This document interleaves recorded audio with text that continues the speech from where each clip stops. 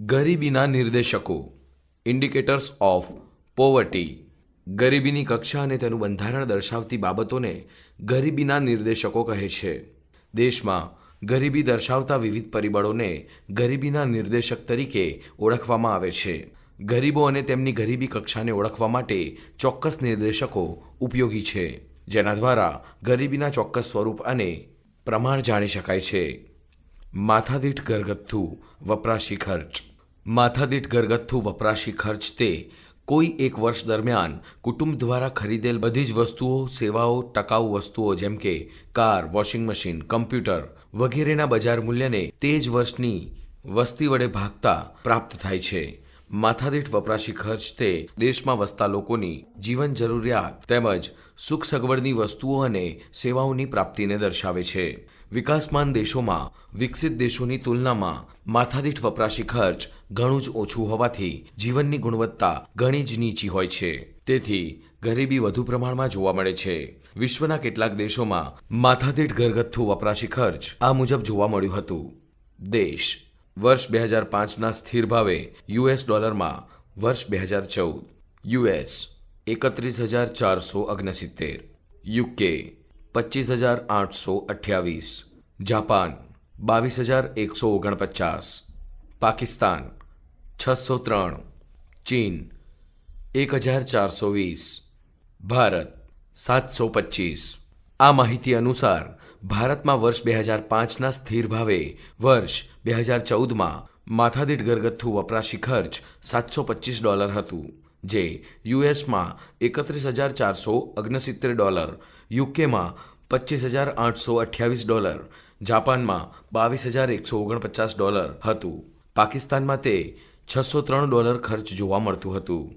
ભારતમાં માથાદીઠ ઘરગથ્થુ વપરાશી ખર્ચ યુએસ અને યુકે જેવા વિકસિત દેશોની તુલનાએ ઘણું જ ઓછું જોવા મળે છે. કુપોષણનું પ્રમાણ. કુપોષણ એવી પરિસ્થિતિ છે જેમાં વ્યક્તિ દ્વારા લેવાતા ખોરાકમાં પૂરતા પ્રમાણમાં કેલેરી, પ્રોટીન, કાર્બોહાઈડ્રેટ, વિટામિન અને મિનરલ્સનો સમાવેશ થતો નથી.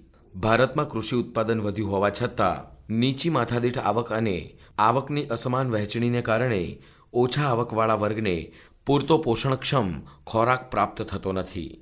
ભારતમાં કુપોષિત વ્યક્તિઓની માહિતી આ મુજબ છે. વર્ષ કુલ કુપોષિત વ્યક્તિઓનું પ્રમાણ ટકાવારીમાં 1990થી 92 23.7%, 2000થી 2002 17.5%, 2005થી 2007 20.5%, 2010થી 2012 15.6%, 2014થી 2016 15.2%.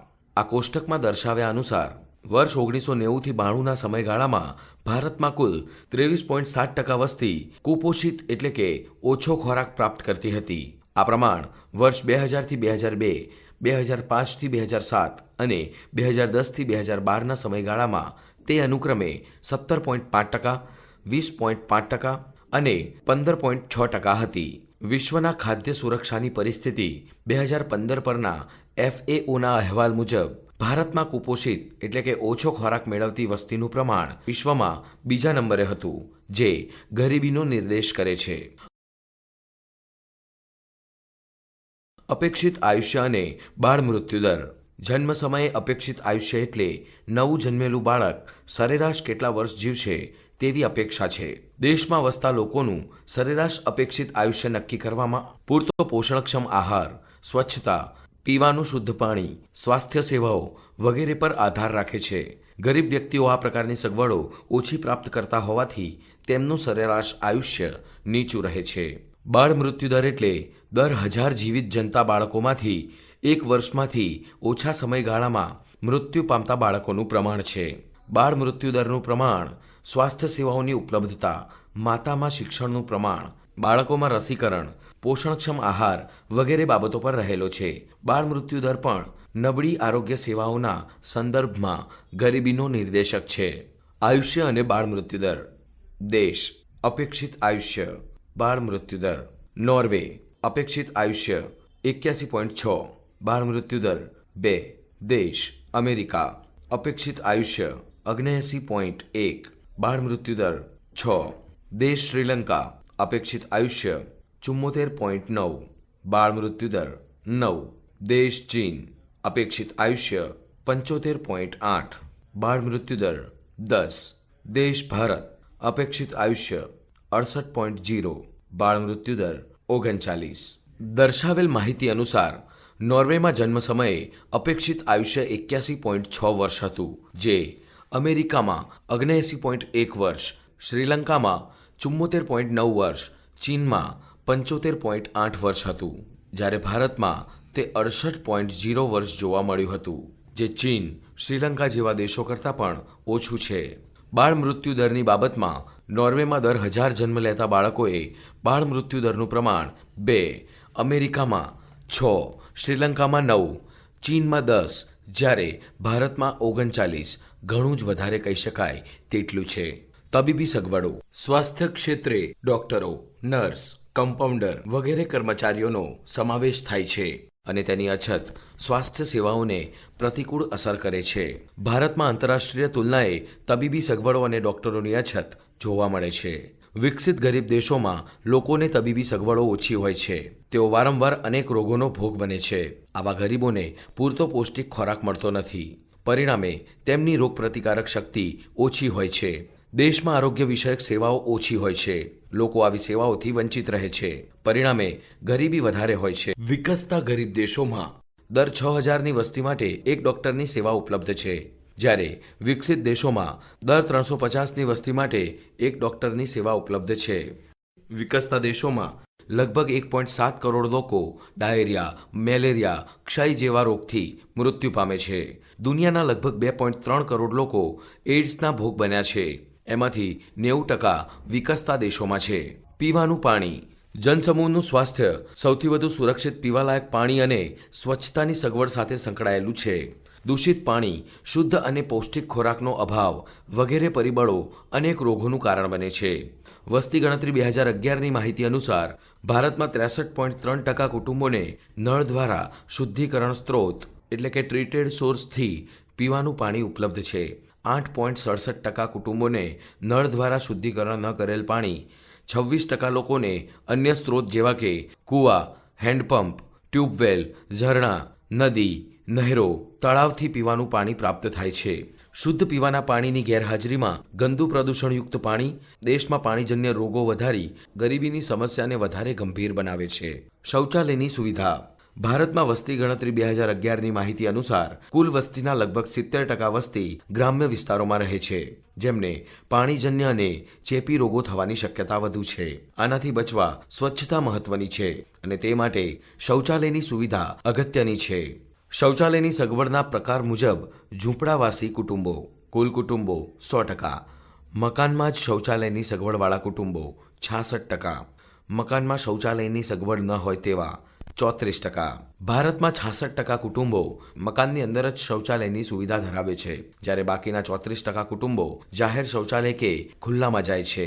પરિણામે સ્વચ્છતાના અભાવે પ્રદૂષણ અને શારીરિક નબળાઈ ઉત્પાદકતા અને ઉત્પાદનને નીચા રાખે છે, જે ગરીબીને વધારવા માટે કારણભૂત પરિબળ બને છે.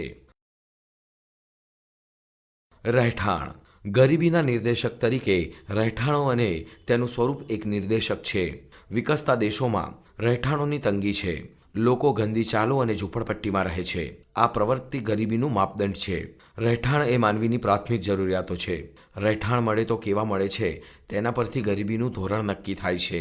રહેઠાણનું મકાન, ઓરડાઓ, રહેનારાઓની સંખ્યા, ઘરમાં નળ, ડ્રેનેજ, વીજળી જેવી સગવડતા ધરાવતા મકાનોની ટકાવારી ગરીબીની કક્ષા દર્શાવે છે. ભારતમાં પૂરતી સગવડતાવાળા મકાનોની તંગી છે. ભારતમાં 60 કરોડ લોકો સ્વાસ્થ્યને હાનિ પહોંચાડે અથવા જીવન માટે જોખમરૂપ હોય એવા નિવાસસ્થાનમાં રહે છે. ભારતમાં મોટાભાગના મકાનો એક રૂમની સગવડતાવાળા છે, જે ગરીબીનું એક માપદંડ બને છે.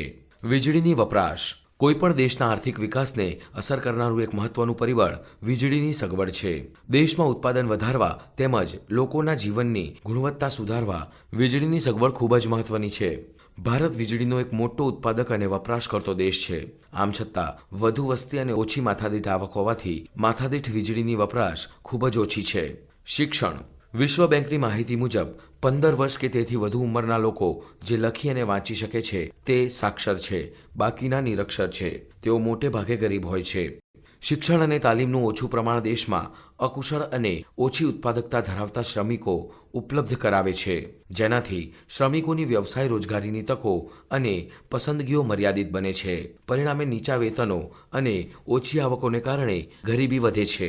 વર્ષ 2011માં બ્રાઝિલમાં સાક્ષરતા દર 91% હતો, જ્યારે ભારતમાં તે 74.4%, નેપાળમાં 60% અને પાકિસ્તાનમાં 55% જોવા મળ્યો હતો, જે દર્શાવે છે કે વિકાસશીલ દેશોમાં સાક્ષરતા દર સરખામણીએ ઘણો ઓછો છે. ગરીબ વસ્તીમાં શિક્ષણનું પ્રમાણ ઓછું હોવાથી લોકો રૂઢિચુસ્ત માનસ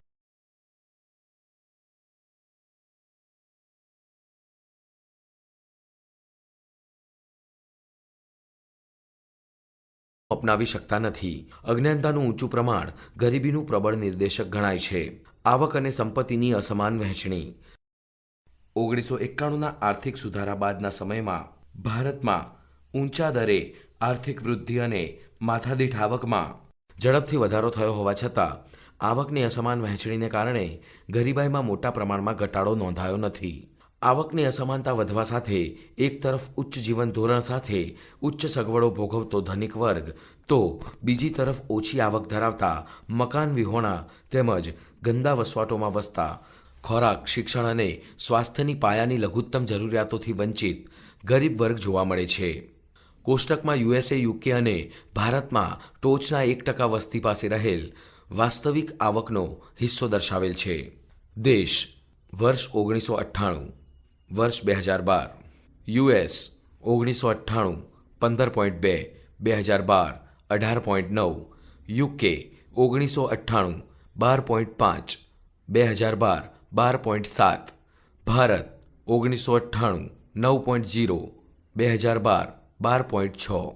દર્શાવેલ માહિતી મુજબ યુએસએ, યુકે અને ભારત ત્રણેય દેશોમાં વર્ષ 1998ની તુલનાએ વર્ષ 2012માં ટોચની 1% વસ્તી પાસે વાસ્તવિક રાષ્ટ્રીય આવકનો હિસ્સો વધતો રહ્યો છે.